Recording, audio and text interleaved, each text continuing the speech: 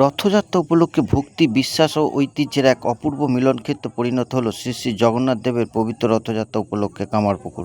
বৃহস্পতিবার বিকালে কামারপুকুর রামকৃষ্ণ মঠ ও মিশন প্রাঙ্গণ থেকে সুসজ্জিত জগন্নাথ দেবের রথ আনুষ্ঠানিকভাবে যাত্রা শুরু করে।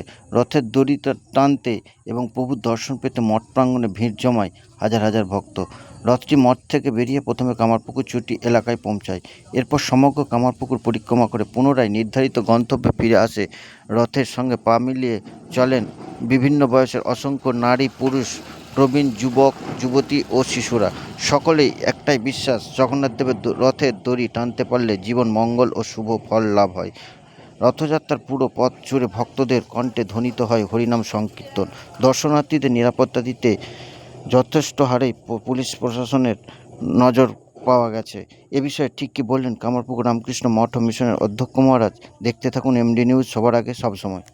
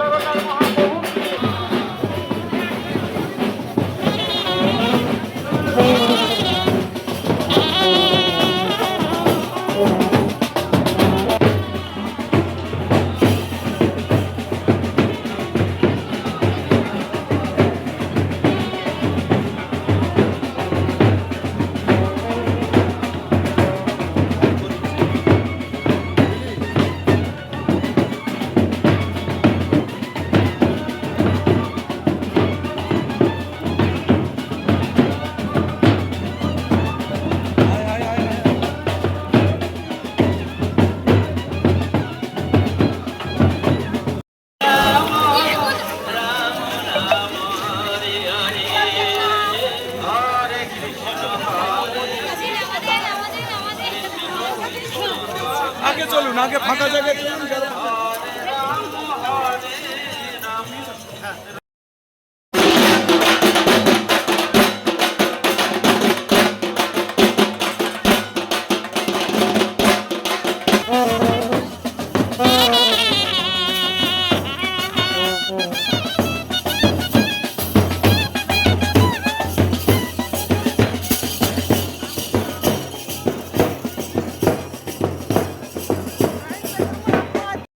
আজকে কামারপুকুর রামকৃষ্ণ মঠের আমাদের রথযাত্রা।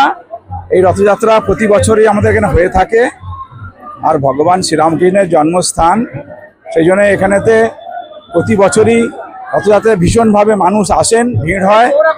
এখন আমরা আমাদের মঠ থেকে যাত্রা শুরু করলাম, করে আমরা চটিতে স্বামীজির স্ট্যাচু আছে, সেখানে যাব, সেখান থেকে আমরা ঘুরে আসব, এসে আবার মঠে আবার ফেরত আসবো। এইভাবে আমাদের আজ রথযাত্রা চলছে।